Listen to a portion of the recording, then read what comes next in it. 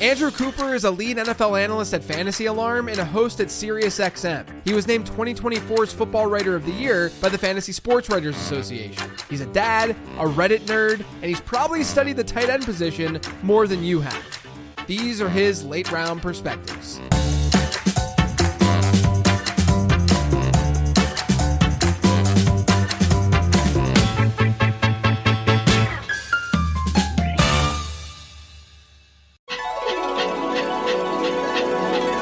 This episode is sponsored by DraftKings. There's no better way to lock in your fantasy dominance early than with Best Ball on DraftKings, where you draft once and ride your roster all season long. And right now, DraftKings is giving all customers a can't-miss offer. Draft one, get one.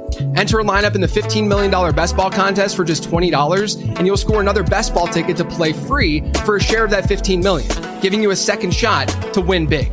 It's easy. Just draft your dream team once, no weekly management required, and let your top scorers automatically start each week. Across the whole season, every breakout star, every clutch play, every touchdown will count towards your quest for a share of $15 million. I'm drafting over there all the time. It's an absolute blast. So download the DraftKings Daily Fantasy app now to draft your $20 Best Ball lineup to play for a share of $15 million and get a second ticket to play free for a share of that $15 million. That's two chances to win big without ever setting your lineup again. Draft one, get one, only on DraftKings. The crown is yours. Gambling problem? Call 1-800-GAMBLER. In New York, call 877-8-HOPE-NY or text HOPE-NY to 467-369. In Connecticut, help is available for problem gambling. Call 888-789-7777 or visit ccpg.org. 18 plus in most eligible states, but age varies by jurisdiction.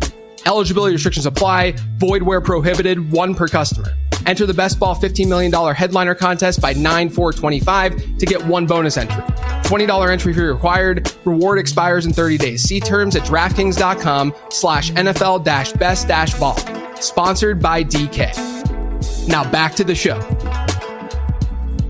Two's fun, man. Like my son's 2.5 now, and like, you know, they start talking a little bit. They don't talk back and stuff, and they're not, you know, my daughter's great. Like, she's, you know, super kind girl, and like isn't like in those teenage years, like attitude wise, you know. I'm preparing myself for those years. You know, they're coming. Yeah, they're coming. I mean, with a 2-year-old, it's like they can do so many things like a normal person, but at the same time, they cannot take care of themselves in any way. Like, that's right. Not what's like. There's no such thing as like, oh, go put your shoes on, or even like put that away or do anything. Like, you're still directing the show, but they can improvise a little bit. But yeah, I do think that 2 to 3 is the year and the age where your patience is tested so much, where my son, for instance, like really like needs to do everything himself. Like, you tell him like, hey, come over here, I got to change your diaper, get you changed, get you ready for school today. And he'll be like, no, I do it. You know, like, he's got to be the one to do it. And I'm like, bro, we don't have that much time. You can't just wait for you to do it. It's not that easy. Especially guys like us, where it's like we spend so much time like trying to hammer things down to what's rational and what's not. Like, our job is like, let's be rational here. And then you have a daughter who's just like, no. It's like, I know you like strawberries. Like, I know for a fact you love strawberries. So don't tell me today the answer is no. Right? Like, yes. Oh man, nothing worse than making dinner and them saying that's what they want to eat. Like, what do you want for breakfast? Oh, I want some yogurt. All right, here's some yogurt. You know, I'm not even, you know, sitting and making dinner or, you know, making breakfast in that case, but like, I'll open a brand new yogurt for you. And then you're like, I don't want yogurt. You told me 3 minutes ago that you wanted yogurt. Like you said. Yeah. You literally told me that you wanted yogurt. I'm going to be tested, man, because that's the irrational behaviors just across the board. Always. Yes. Those always drive me nuts when somebody does something. I'm like, dude, just use your noggin. And it's hard for me to come to terms with the fact that these noggins just don't work right. They don't. They don't. You gotta just respect the process and trust the process. That's right. You know, that's just what it comes down to. But man, I'm so pumped to have you on Perspectives. You know, I asked this to guests who hop on to just like talk about your journey in the space and how you got to where you are, so people can get introduced to you, you know, as a person and analyst. And yours is interesting. Yours is very interesting. You know, coming from a lot of your stuff stemming from Reddit, right? Right. Yeah. So when I say that, I mean it. Like, I'm just a comment guy. originally was a guy that just threw out comments starting like a decade ago, just commenting on posts, giving my thoughts. And eventually people were like, oh, this is good information. It should be its own post. So then I would go and create my own post, just posting basically articles for free, nuanced takes, whatever. And eventually I met somebody in the industry and I showed them, I was like, oh yeah, I do some stuff over here for fun. And they were like, oh, that should be on a website. And they set me up writing for free. I was just writing for free for somebody else's website that I posted on Reddit. I was kind of grandfathered in at Reddit because I had been there for so long. So I just told them like, this is some site. And then eventually from there, they asked me, John and Pemba, who I met in the industry, he goes, do you write baseball? Because they had an opportunity there. I played baseball. I never wrote it. I didn't even go on Reddit or whatever, but the answer was yes. And from there, every time they asked me something, can you do rookies for football? Right? Yes. Can you do this? Yes. And now eventually I can write the stuff I want to write, but it's a grind in this industry to get to a spot where you can do the things you want because there's so many things out there that need to be done. What is the day-to-day for you now when you're waking up and doing the work that you're doing? Yeah. So for me, I do a ton of different stuff for us in terms of like the articles, the videos, the podcast. Now I'm doing the Sirius XM show. Right. But my day always starts with waking up with my daughter at 9:00. I pass her off and that's when I go in and I almost always start my day researching, writing something. Right. At 1:00, I try and schedule all my 1:00 and beyond. I try and schedule all my shows and all that stuff. But I always try and research and write in the morning. And then from there, it's showtime. We do my wife loves that our Sirius XM show when I'm on 6 to 8 p.m. Eastern time on Thursdays and Fridays. Right. That's a great, nice time slot for for pretty much canceling everything. And then the season starts and our show is on Sunday morning on Sirius XM. Yeah. So it's like, great. I'm like, well, I can't do anything on Thursday night, Friday night, or Saturday night. I can't go away for a weekend ever. So you tell me if you can work around those plans, right? Yeah. With you having started at Reddit and like I'm relatively active on Reddit, not like to the degree of like hopping on there daily and stuff like that. But like, if they post something of mine or they're talking about something that I had done, like I want to have conversation about it. Do you think that Reddit just kind of gets a bad rep in the industry in general? And why do you think that is? And why do you think it's I would assume you think it's wrong. I've come up, so not necessarily wrong, but I understand why analysts and like, especially people that are kind of, known wouldn't like it as much. And I've come up with an analogy for it. Let's say you're name a band you like or any band. It's kind of a tough question. Let's go with Coldplay. Oh, good. No, something completely irrelevant right now. So say you're Coldplay, right? And you have a Coldplay concert. That's going to invite your fans to come to that concert, CEOs and potentially their HR people and stuff like that. So like you have your fans are coming to your concert. That's Twitter, right? That's Twitter because even though people will find your stuff when it gets to a higher level, initially, the people that follow you are rooting for you. They want you. They want your content. They want your stuff. They're there for you. Reddit is more like a music festival where it's like there's a bunch of stuff on there. Nobody's there specifically to see you for the most part. There might be somebody, but you're Coldplay and you're showing up. And if your stuff's not good and it's got, illogical stuff and fallacies, then people are going to come in and they're not going to like it. And there's a downvote button over there, right? Like at your concert, you're kicking people out, whatever on Twitter. You can block people. You can mute people. Over there, they got the downvote button. It's a different beast. You're not playing to your people. And that's why a lot of people who are used to Twitter and used to having their followers being like, right on, dude, you're the GOAT. You go over there and people might be like, who is this guy? Yeah, I think that's right. And I also think that on Twitter, there's a more intentional interaction that goes on because they're adding you, right? Or they're responding to something that you're saying, right? And so like oftentimes, it's hard for me on Twitter to take feedback either way, really, because on one side, of course, I appreciate and I'm grateful for like the really favorable comments and stuff. And I, will tell them that I appreciate it and all that kind of stuff. But you're also like, that's your direct line to tell me that, right? Because that I'll be checking Twitter. And then the people who say negative things are doing it and they're adding me because they know that I'm going to see it. And they're likely trying to get under my skin just as much as they're providing like actual constructive feedback, right? And so the thing that I've always said on these shows is that I love going on Reddit and seeing what people are saying about my content because it's free critique. It's people who are not necessarily trying to get under, and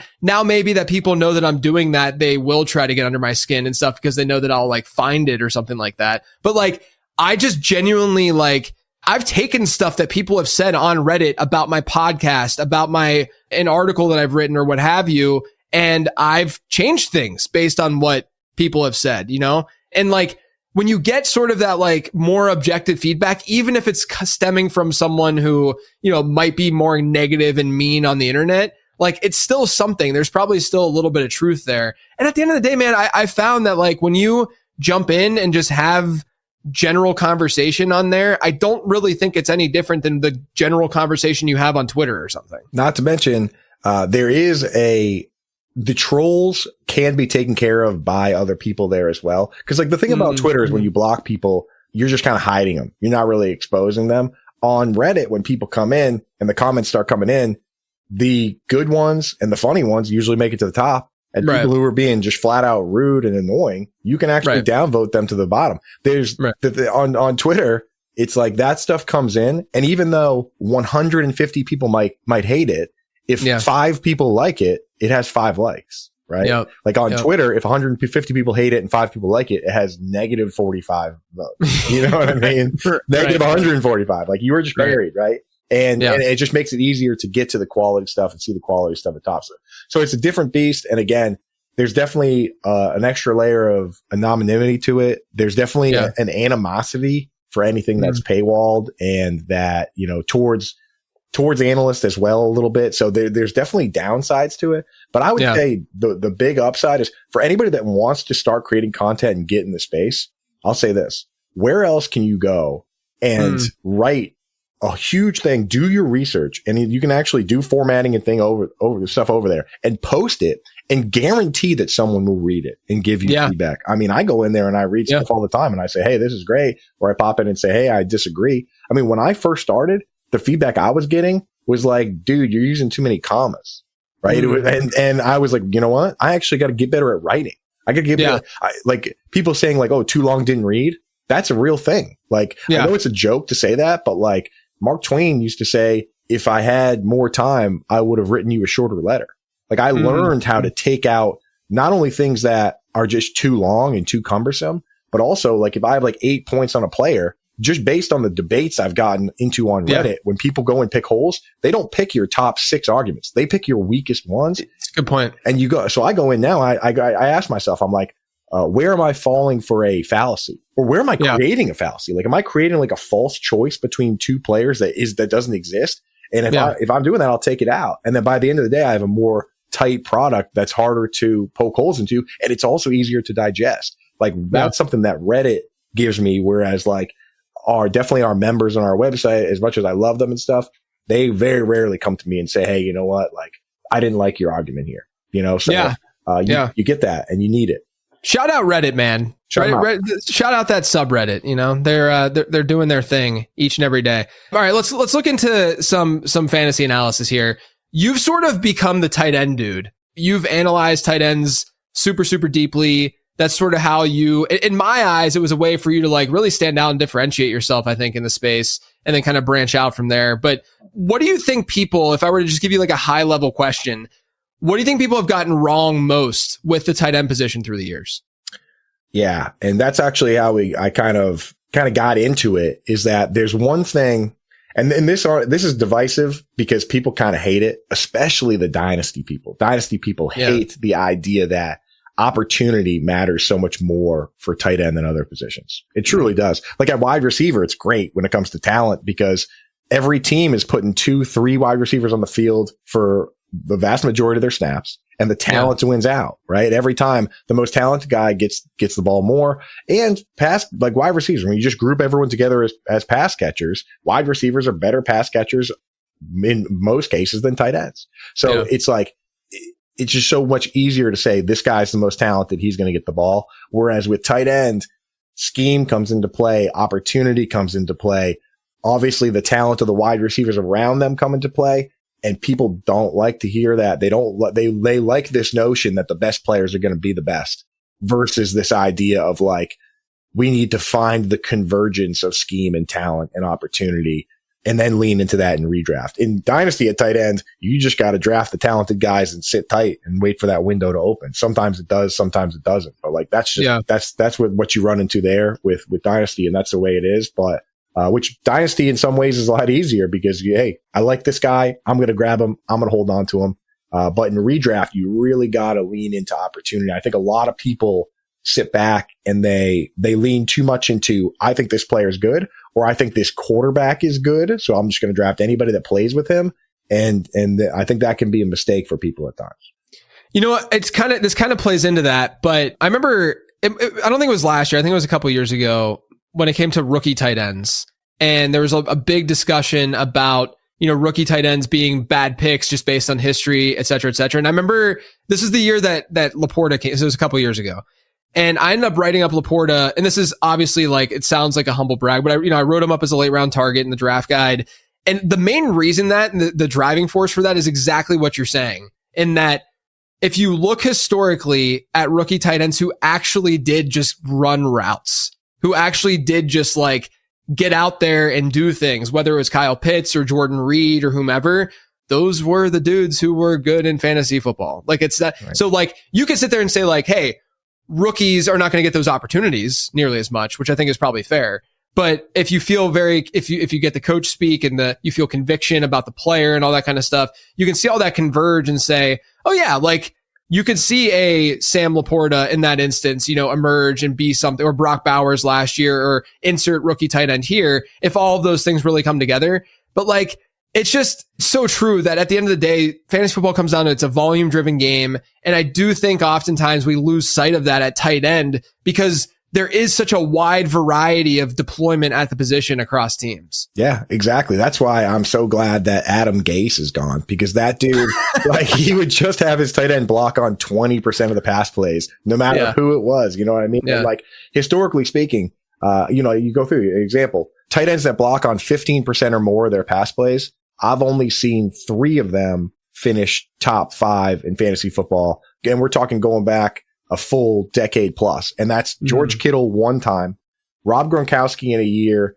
that he actually caught 10 touchdowns and got hurt after 10 games. And then the other one was Julius Thomas in an Adam Gase offense where Peyton Manning threw 55 touchdowns. Yeah, right. So a shopping cart could have scored double-digit touchdowns usually with a good push, right? So but for the most part, we need our guys out there running the routes, like you said, not just on the field. That's the part that gets so annoying for people, is that you take somebody like Tyler Higbee in his early career, he was out there a ton, but he's blocking on 20% of his pass plays. He might as well not even be out there. So it's this whole idea of you got to find, especially for rookie tight ends, you need to find a team that's willing to draft this guy to be their top pass catching tight end, which, for example of Trey McBride, good player. They just happen to have another guy that only catches passes. You're never going to put Zach Ertz in the dirt, right? It's going to be Ertz out wide and the other guy in line.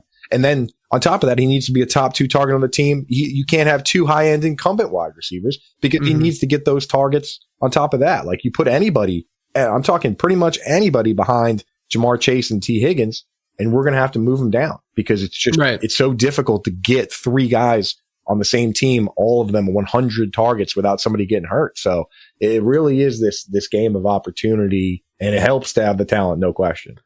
So with all that in mind, who do you look at this year at tight end and think they're super overvalued? And are you, do you lean elite tight end too? That's another question I should throw out there with all of this in mind. So I usually don't, when we're talking elite, meaning the first couple off the board, I usually, I usually don't. And, I want to give a shout out to Ryan Heath, who's done some great work on this, actually visualizing the data on this. And again, this gets into a deeper discussion on positional scarcity, which then now 100%. You're getting into format, right? Because in a 10 team, I try to tell people, if you're in a 10 team league with 2 wide receiver spots and 1 flex spot, well, now positional scarcity, now we probably will go out and draft Brock Bowers because I think I can fill those spots easier. But in the what's becoming more commonplace, which is the 3 wide receivers and a flex, or even the super flexes and things like that, I typically don't go for those top guys. And I think positional scarcity can be overblown at times when you consider that you still need to hit on the other positions, right? You can't just I can't just go against you this week, JJ, and score 20 points less than you, but say, oh, well, positional scarcity. So I actually beat you. You actually still need to score those points. Like the best ever PPR season for a tight end is Rob Gronkowski. He scored 330 fantasy points, which is awesome. It's incredible.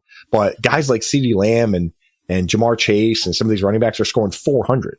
You still got to fill in the other spots there. So for me, I'm not going to say that Brock Bowers and Trey McBride are overvalued because I think they're the best of the position. I would go and say that guys that guys from that like top 5 or so group where I'm not sure they're even going to be a top 2 target on the team. I'm not sure the volume is going to be there. Guys like Sam Laporta and possibly TJ Hawkinson, you really have to ask yourself with those players. I hate to simplify it down to a question, but you really have to sit there and say, who gets more targets, Sam Laporta or Jameson Williams? Who gets more targets, TJ Hawkinson or Jordan Addison? And I know Addison could be suspended, but who gets more targets when it matters for me when I'm trying to win a championship? And if your answer is definitively Jameson Williams, you are betting against yourself selecting Sam Laporta as a top 4 tight end. If I'm drafting a tight end at 4, it's because I think he could be 1. So for me, I'm not really grabbing those guys.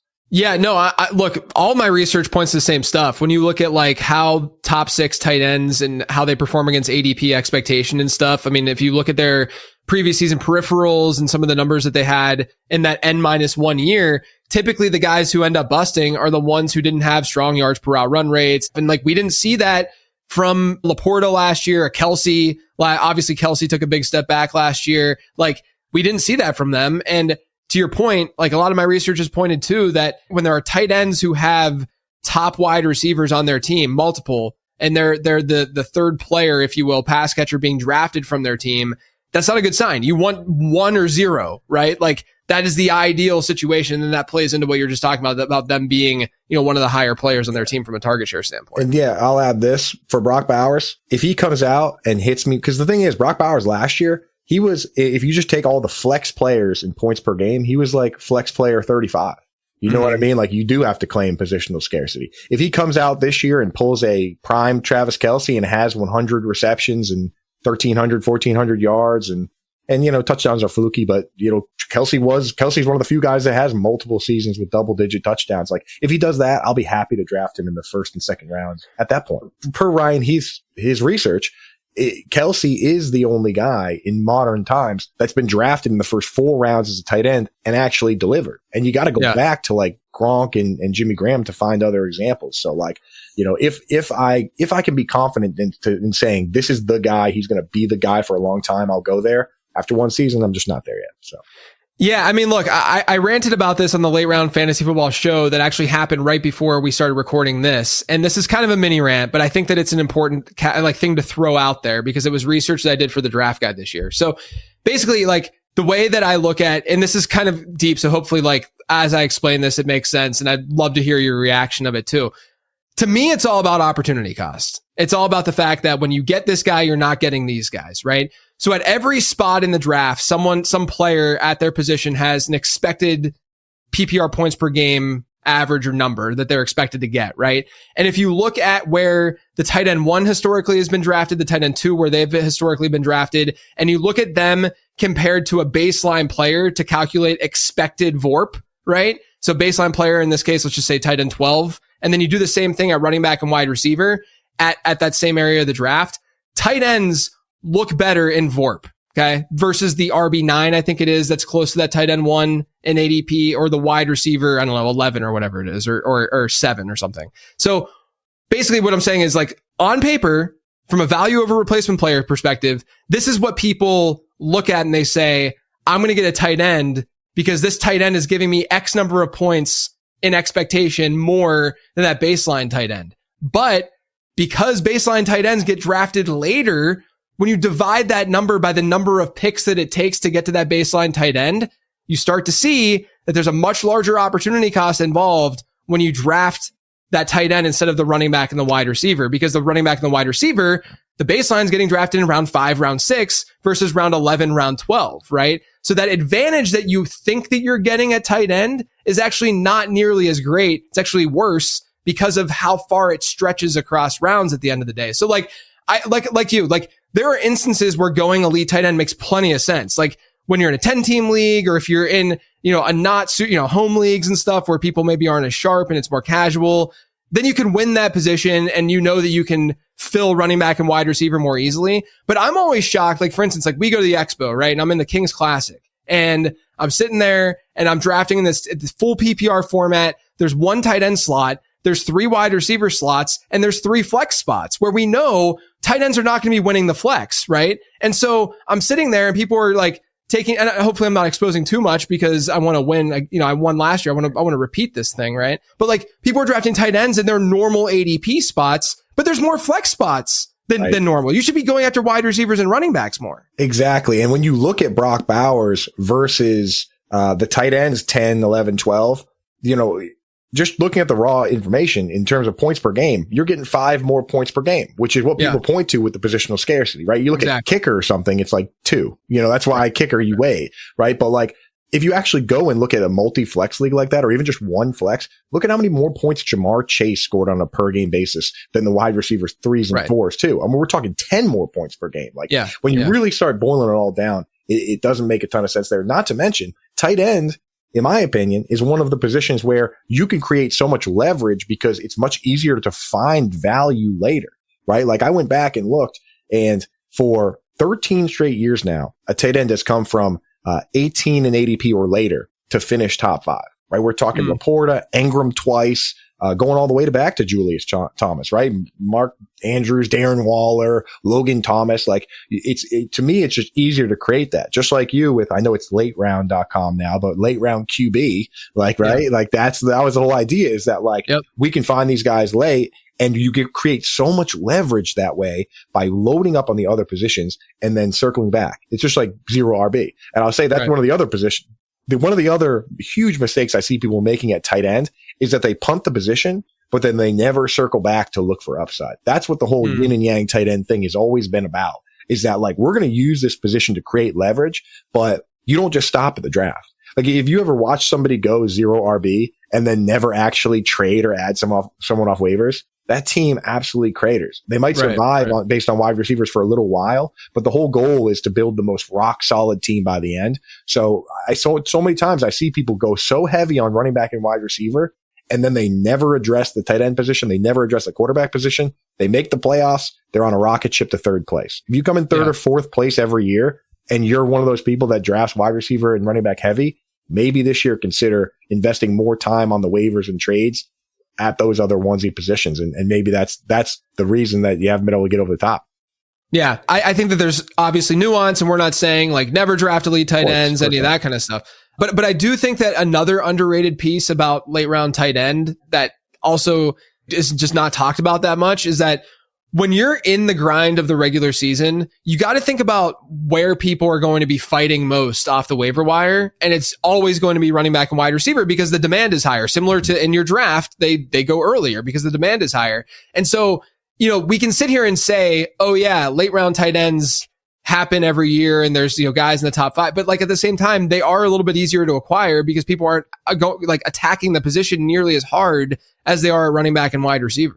Absolutely. Not to mention, you have the additional value of like so there's a lot of tight ends that kind of have like handcuff value, like Dallas Goedert, perfect example. When someone's hurt, he's great. Last year, what do you have? 170 yards in that one game that AJ Brown missed. The Saints, I think. And when Devonta Smith left, mid game, like there's that handcuff value, Trey McBride and Isaiah Likely coming out of the woodwork to help people win leagues. And that comes along a little bit later in the season than like a breakout running back week 1. How the scramble is early on and the hitting and missing. We saw it, the rare occasion with Isaiah Likely last year where people were just like pumping money at a guy week 1, but you're right. It's almost always wide receivers and running backs, and you can just kind of slide them in there, man. So I think especially in leagues with fab where you just, you can still bid on the running backs and then sneak the tight end on your bench for like $4. So it really is a great position to generate leverage. And that's why it needs to be a special situation for me to sit back and advise the people that follow our strategy to say, hey, you know what? We're actually going to reach on the tight end 4 this year. It usually is more like, hey, you know what? If Trey McBride slides into the 4th or 5th round, we will take him. Or if George Kittle is sliding in the 5th round, we will take him. Otherwise, we're going to hang back. We're going to potentially draft 2, and we're going to be all over the wire, and we're going to create leverage that way.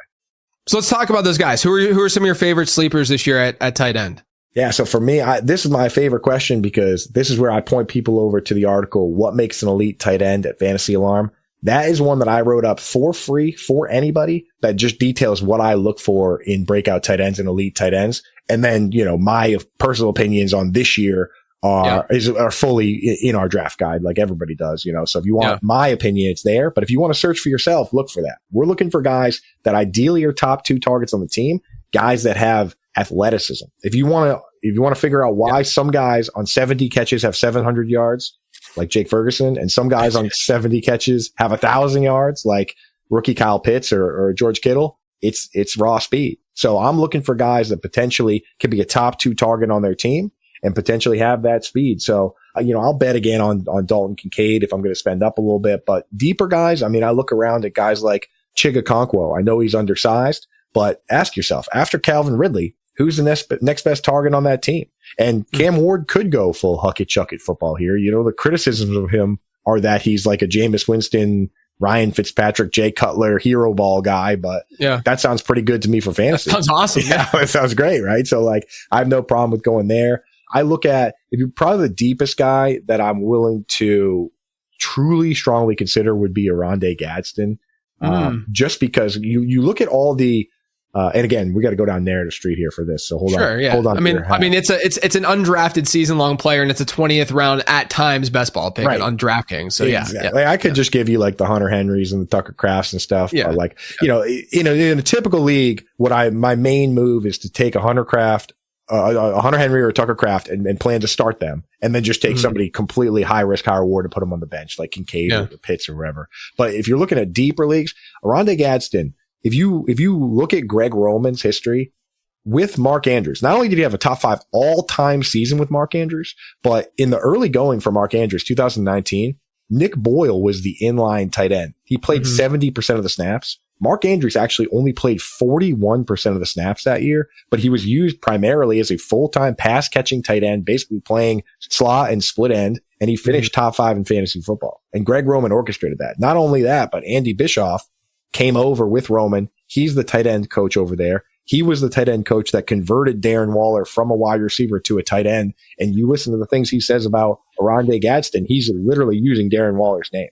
This is whose father was a wide receiver. I know he went to Syracuse, so it's like kind of throw the tape out of the window a little bit. But 17 contested catches last year, most of any rookie tight end. So that's a name where it's like, if he comes out and gets a good route if he gets any sort of role, as part of the pass game, it's something to consider because, we don't know who the guy after Lab McConkey is going to be either. So that's probably the deepest I'm willing to go with the sleepers.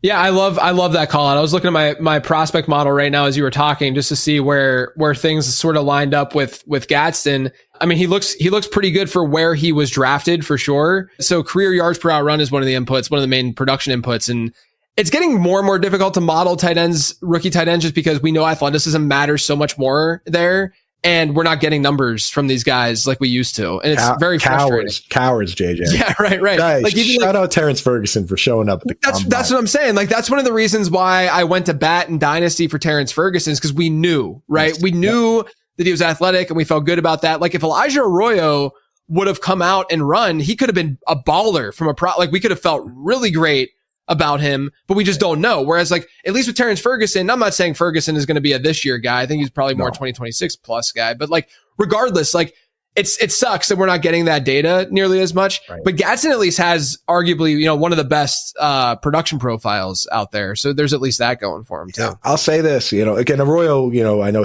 our friend Theo Greminger always likes to point to that on-field speed that Arroyo had on that one play, that seam play that everyone's seen where he's just off to the house. But yeah, we need that data because it truly is.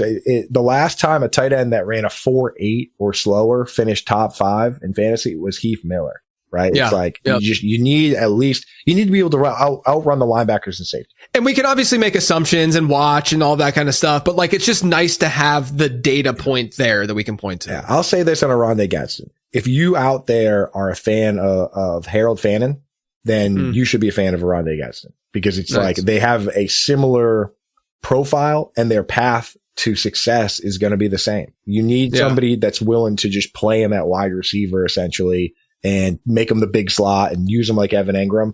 And Greg Roman has a history of doing that. That's just appealing. If it was up to me, I would just bring back Doug Peterson and Chan Gailey. Right. And we would just, every team would use the big slot, but you gotta lean into what you're given. I love that call out. All right. Let me ask you this. When we look back at this season, okay, so we've already talked about like late round tight end and stuff and whether you want to go early or not, but just overarching, not just a tight end, what strategy do you think will look best when it's January 2026? Yeah, just leaning into kind of all we've talked about and my thought process and how I feel about the teams I've already drafted.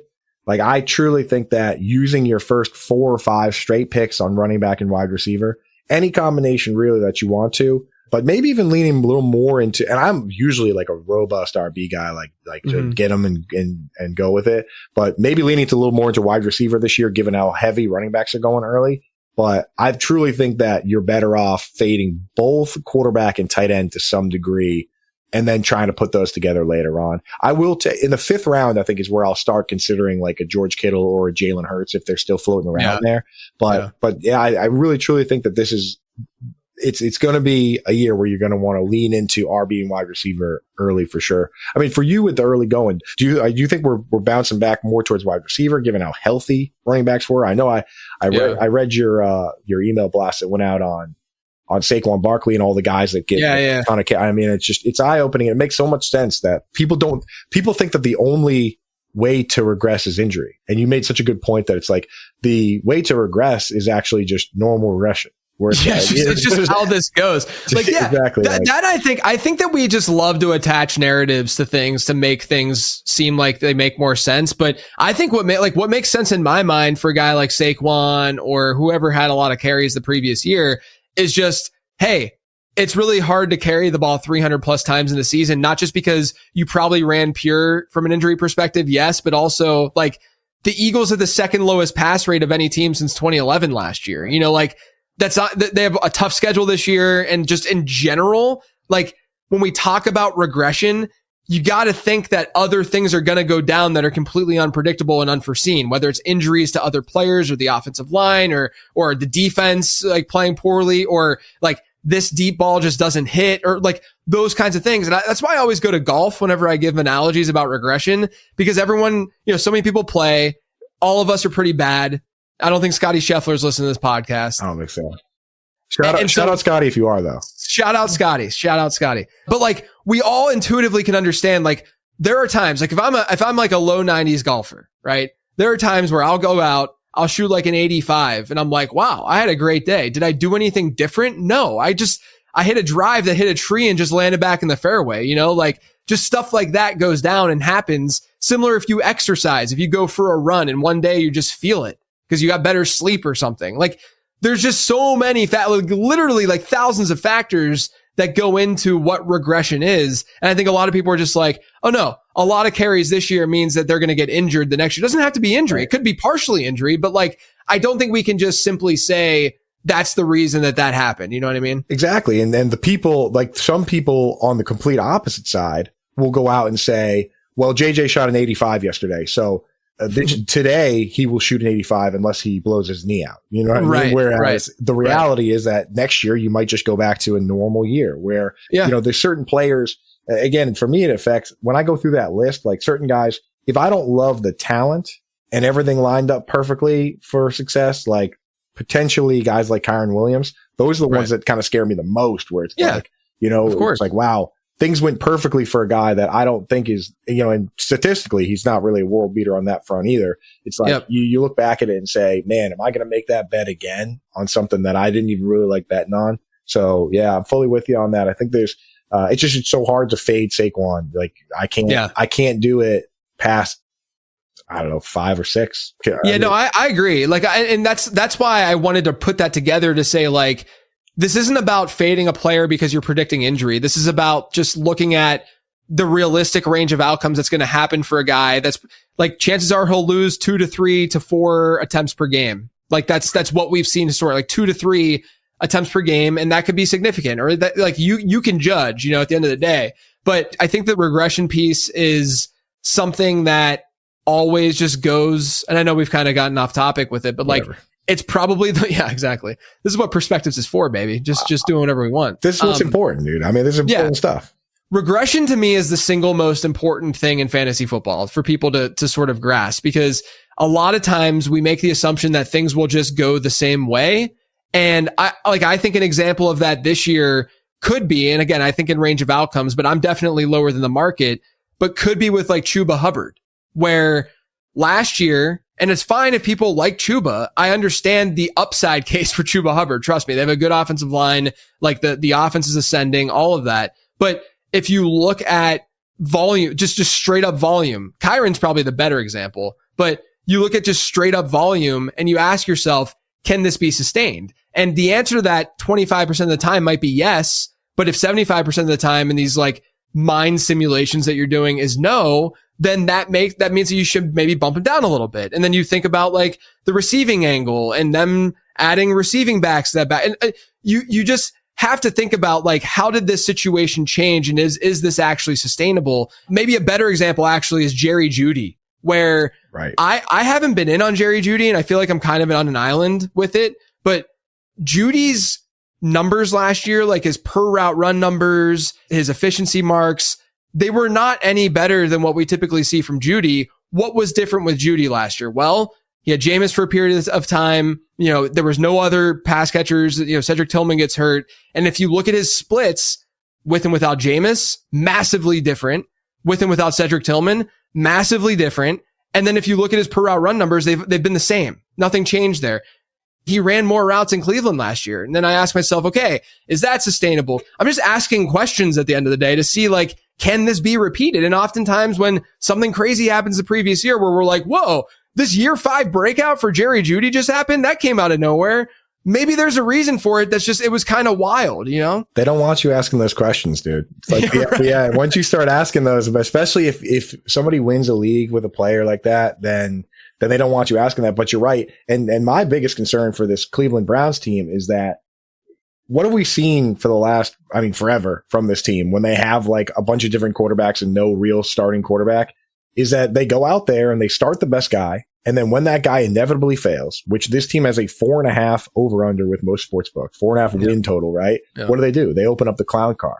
And that happens at the worst possible time for you in fantasy football. It's like, right? Like last year, Dorian Thompson-Robinson and Bailey Zappi come out. Like, what do you think is going to happen when Joe Flacco gets to the point of the season when he's 3-11? It's scary. There's at the very least, Coop, there's variance to that, right? Yeah. Like, that's the thing, is that like, we don't have to say like, oh, it's definitely going to happen at this. It's just, we know there's a lot more volatility to that as opposed to another wideout in the same exact range that has a really stud quarterback that you feel good about. You know, it's just, that's it, you know? Exactly. I mean, and again, football, yeah, and again, now that you're a best ball bro with us, you understand that the season is not created equally throughout, right? Those last 3 games, you know what I mean?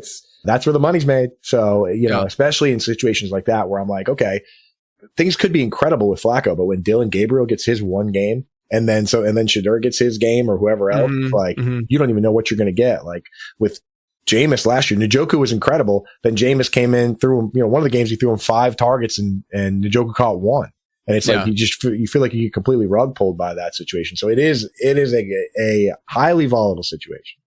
Since we're talking about it right now, I got to ask you this. So the wide receiver position seems pretty efficient. Like when you just look at the rankings, the wide receiver rankings in like the top 30, top 40. I asked this to Daigle actually when I had him on Perspectives, and he just didn't have an answer. Like, and it's fine. Like you don't have to have an answer, but like what wide receivers in that range do you actually feel bad about? Yeah. I mean, I'm trying to get over the blind spot I have for rushing production, but I just, any of those guys that like Xavier Worthy and Jameson Williams, I'm trying to get over it, but I just have a hard time with it. I will say this, there's a group of players and people actually hate this answer. So I'm glad you asked, JJ, because I definitely want to, first time on your show, I definitely want to get as many people off my side as possible. Yeah. So let's talk about Josh Downs right now. Oh, let's do that. This is great. We haven't talked enough about it. Yeah, let's do it. So there's a number of players. And again, I love Josh Downs as a player. I have a ton of them as Dynasty. I'm rooting for this guy, right? I have a lot of guys exactly like this because I've seen so many times this path and it creates a discount that you can take advantage of. Guys that start as pure slot guys and then get a bigger role. CeeDee Lamb stuck behind, to some degree, behind Michael Gallup and Amari Cooper. He ran 94% of his routes from the slot as a rookie. Next thing you know, it's wheels up, right? Jackson Smith and Jigba, Chris Godwin stuck for a couple years and then became a full-time player, right? And in those situations, what we look for, the best way to find breakouts is look for these small sample size guys that look really good in the metrics. And when their role grows, everything grows, right? Like Mark Andrews, perfect example of a guy who, everything looked good on paper, got a bigger role, right? So we look for that. The problem with some of these guys, though, is the intention of the team to grow this role and expand the role. And you look at certain guys like Khalil Shakir, Jaden Reed. I know Jaden Reed, man. That's the one. I didn't mean to cut you off. But it's just like the easiest go-to. Hey, dude, he can. Well, the thing is, he converges on my issue with guys that don't get a bigger role, and also guys that survive on the carries, right? It's invisible to me. Yes, you know what I mean. So like Jaden Reed is like that. You triggered me a little bit there with the Jaden Reed. Yeah, sorry. Talk about Khalil Shakir. I want to hear about. So Khalil Shakir, like you look at what he does, and like you look at where they utilize him, and he's just coming in for pure pass downs, playing the slot, oftentimes going up against nickel corners and linebackers. And that's obviously going to look incredible when you're looking at his separation score, you know what I mean? His targets per route run, because he's pretty much only coming in for pass plays, and he's getting looks, and the plays are designed for him, and yards per route run. That all looks great, but we don't have any indication that they have any interest in moving him to a full-time role. And what I mean by that is for 3 wide receiver sets, he plays slot, and then he stays on the field for 2 wide receiver sets and goes out wide and plays flanker. He's never going to play split end, but like you see it with Chris Godwin, Cooper Kupp, CeeDee Lamb, JSN, like it's the best role for fantasy, right? Cooper Kupp, the best all-time season. He ran the 4th most slot routes of any wide receiver. CeeDee Lamb also 4th most with the 3rd season there. So like that's kind of the modern cheat code. With these guys, you got to predict that to happen. And with a guy like Josh Downs, we actually saw last year that Michael Pittman missed a game. So it's Michael Pittman and Alec Pierce as the full-time guys. Josh Downs is kind of a part-time guy. Michael Pittman missed a game. They put Adonai Mitchell in that spot. They didn't elevate Downs. And then later Pierce missed a game and they put Mitchell in that role. So Downs, if he doesn't get a role change just based on what they like, if they don't just change his snaps on their own, he's actually 2 injuries away from getting an elevation. And it just scares me, mainly because of how much I have of him in Dynasty. But like, I worry that his ADP is getting a little steamed up based on these metrics that might not translate to a full-time role. Like even if you actually put him out wide and now he's getting covered by like Christian Gonzalez and these guys, like is he even going to be as efficient? So there's a lot of questions with those type players, and I can see both sides of it, but I need to have an inkling that there's going to be a change. Like, at least give me a JSN situation where I can say he'll leapfrog Lockett. Like, are the Colts going to make Alec Pierce a part-time guy this year? If anyone, I'm praying for a beat writer to come out and say, hey, they've been working Downs out wide and they're going to have Pierce as a field stretcher that sporadically comes on. Boy, I'd love to hear that because I would draft Downs everywhere. Right now, I'm a little. I think that's 100. That's great analysis and is 100% valid. Like I felt the same way. I've had people come to me. I don't know if you've heard this, but the people wanting Josh Downs to play the Wan'Dale Robinson role, and like if Daniel, which that's not how this works, but like, if Daniel Jones coming over to Indy, let's say Daniel Jones gets a start, and they're like, well, what if Josh Downs plays the Wan'Dale Robinson role? And I'm like, I don't want him to play the Wan'Dale Robinson role. It's a terrible role. Like I don't want some low A dot, like Mickey Mouse type stuff to a great route runner who we have high hopes for as an individual talent. Whereas Wan'Dale Robinson, I liked him as a prospect enough, but like, he's a super undersized dude who is more of that tweener than he is like this pure, great, like, I think Rich Rebar has made the comparison of like, what if Josh Downs, and not to say this is like there's even a 50% outcome of this, but like give him a 10% outcome or 5% outcome. What if he's like the next Antonio Brown, right? Could be. I want that. That's what I think is possible. Exactly. If they give him that role, like exactly. Make him Godwin, make him Godwin, and then Pittman can be Mike Evans, right? That's right. So like the talent. That's to say that like the talent for Downs is evident, and so my stance is I at least don't want to be super below market when the talent level is there, but at the same time, the situation is garbage. If it were only Michael Pittman and then some random flanker that they had that we didn't really care much about, but like AD Mitchell was actually good in some like open rate metrics and stuff like that last year. And, I wasn't like in love with him as a prospect, but I don't think they're just going to give up on him, in year 2 after he at least showed something. And he had some really, we've seen the highlights of when Anthony Richardson was starting and like AD Mitchell's wide open and he's just not hitting them. And then Alec Pierce was really efficient last year in that role. And then you add Tyler Warren to the mix this year, and then now there's more coach speak about Anthony Richardson being healthy and maybe he actually, might have a chance to be all that stuff. It brings a lot of volatility to that situation.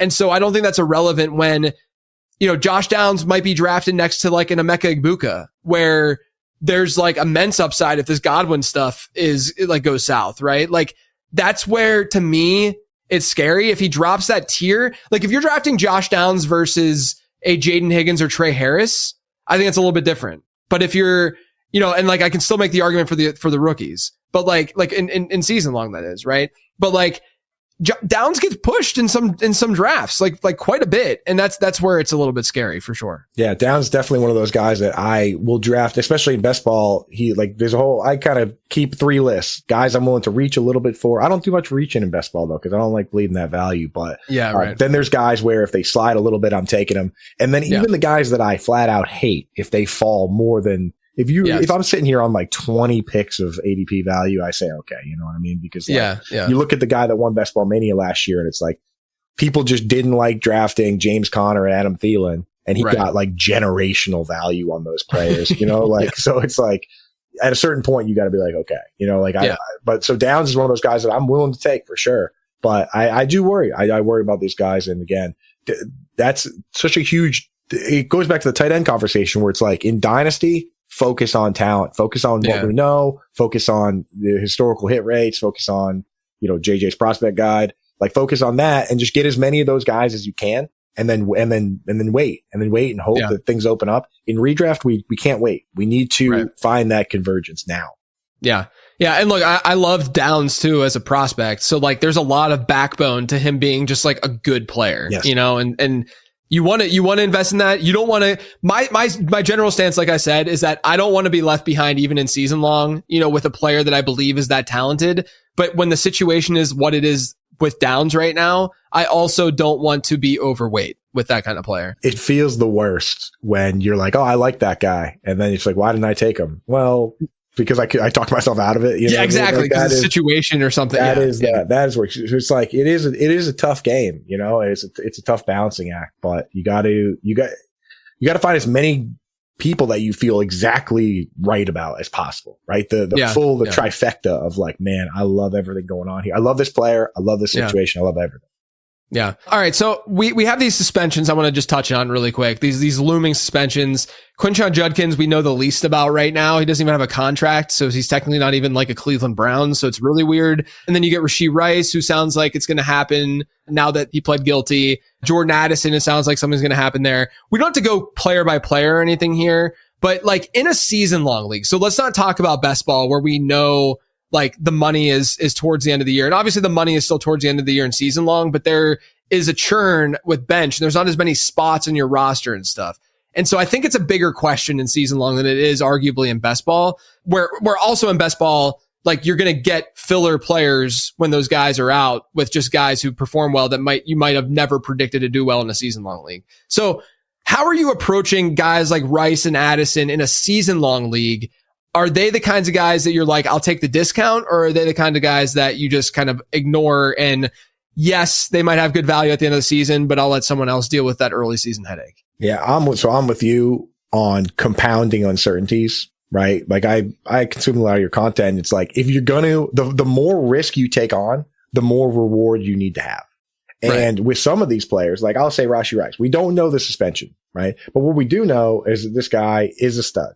Right. And he tricked all of our algorithms by them completely changing how he's used from college to now. Like that, that's how they got us. Right. But like his role is great. I mean, the second most targets of any player when he got hurt. I know people say it's a small sample size of 3 games, but in the season prior to that, he was also very good. That's true. Like at the end, like if you take the sample size of the end of the season, the next, so a guy like that, I actually am more willing to take a risk on, depending on how many games. If he's going to miss half the season, I can't do it. But like, I am more willing to take that risk because I think he can come right back in and immediately take over. And the risk to me, of course, because if he's coming back healthy off his injury, the risk to me is worth it. With some of these other guys, like Addison to me is a good example where it's not just this idea of like, I'm waiting for this guy to be back and then it's house money, right? Like if like picture Justin Jefferson with Kirk Cousins, if he were suspended for 3 games, we would all be drafting him.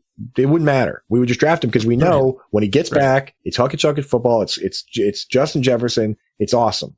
In this case, we've got a situation where it's a new quarterback, a quarterback I like, but we still don't know. I've never seen him. He could come out and be, Patrick Mahomes, where he sits 1 year and the first year he throws 50 touchdown passes, or he could come out and be like a lot of first time quarterbacks and be just fine. Right. Not to mention, we don't know who the second target is. Like, could be PJ Hawkinson, could be Addison. So now you're sitting here and you're taking zeros for X number of weeks. And when he comes back, you put him right in your lineup and then he doesn't perform and you get smoked again for a 4th week. And now you got to go find somebody else. It's like situations like that. I don't like betting. I don't like taking zeros unless I know I'm in the money. And with some of these guys, like Quinshon Judkins is like, he's a, he was hard to draft before all of this. Hard to draft before. Yeah. He was going back to back with Caleb Johnson, and I'm looking at the Browns, and I'm looking at the Arthur Smith and the Steelers, and I couldn't really pull that trigger. I do have some exposure to him, but I think I have enough exposure where I'm just gonna keep what I got. Yeah, just let it go.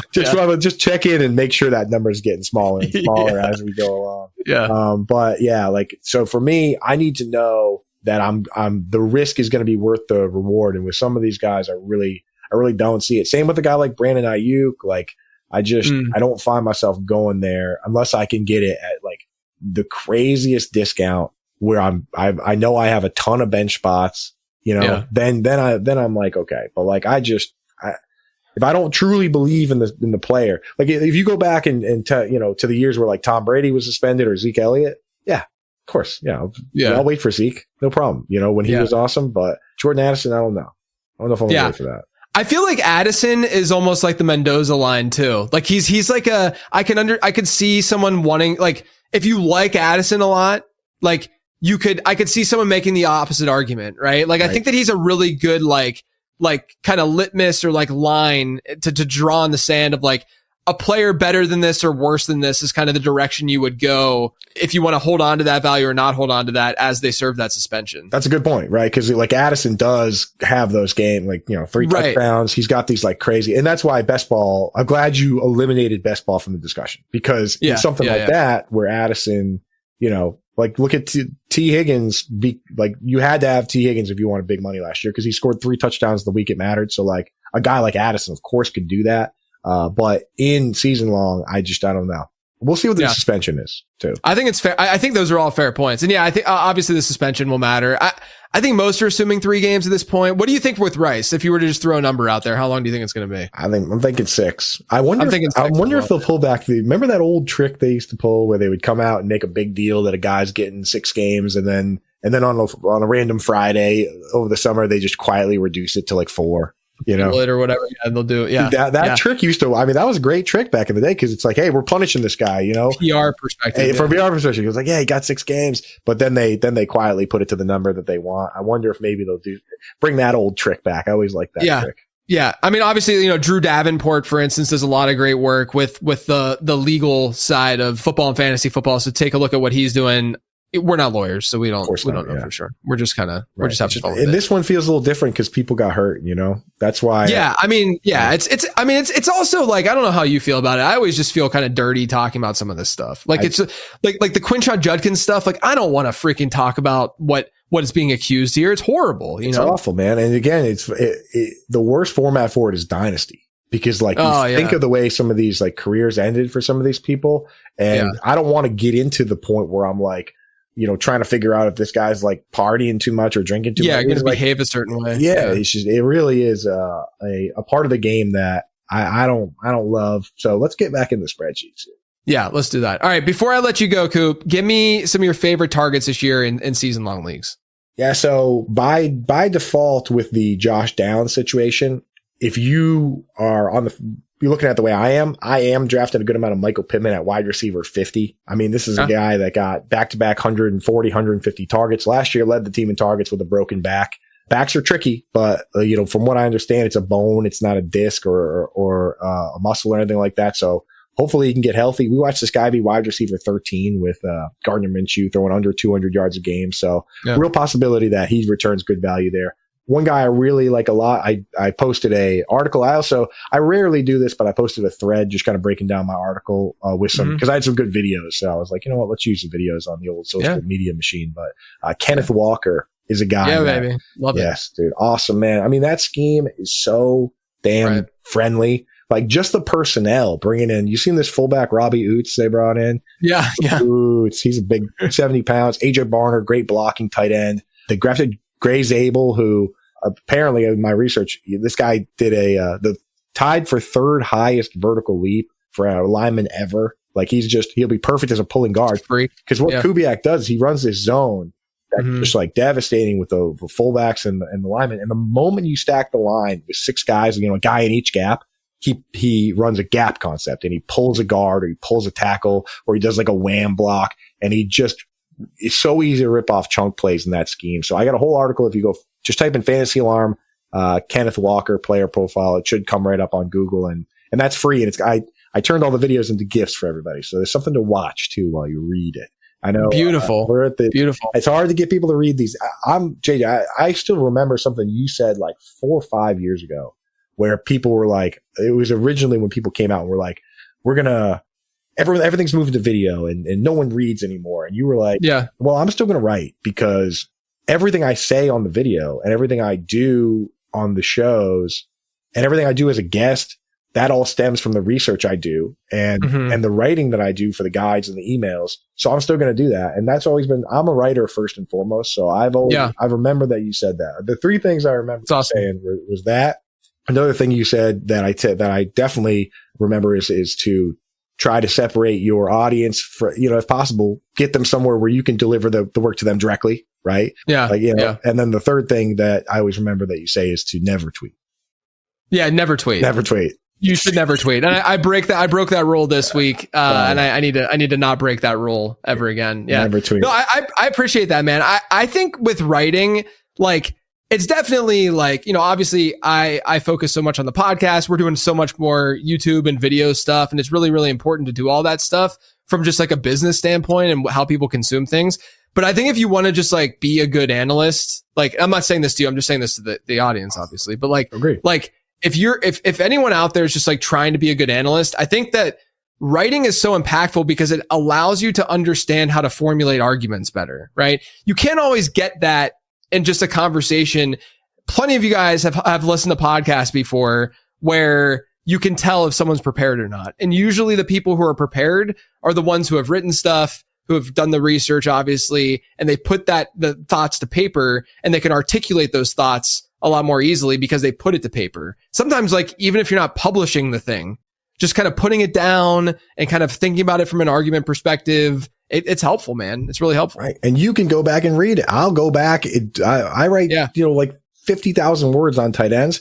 I'll go back and pull up my article before I do a show and say, hey, where are those numbers that I put down? Where are those thoughts that I had? And I pull it all up and it's ready to go. It's like, you're teaching yourself and you're learning through the process of research and writing. And then it's just so much easier because we're doing hours and hours and hours of this stuff. If I were to sit down and research for every individual show, I'd be doing hours and hours of research for every show. If I just do the research and then turn that content into a tweet, turn it into a video, turn it into whatever, now I'm compounding my efforts. So I would encourage people out there to start there. Start with Reddit because they'll tell you what you're doing right and doing wrong.